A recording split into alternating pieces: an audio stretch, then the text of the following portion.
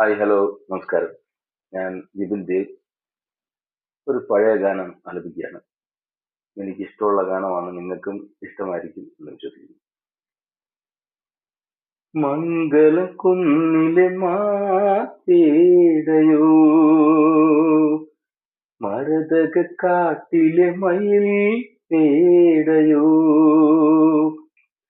തങ്കനോപുരമണികൾ കിലുക്കി തപസുണത്താൻ വന്ന മേനകയോ, മംഗലം കുന്നിലെ മാടയോ, മരതക കാട്ടിലെ മയിൽ പേടയോ, വികാര പുഷ്പ തടാക കരയിൽ,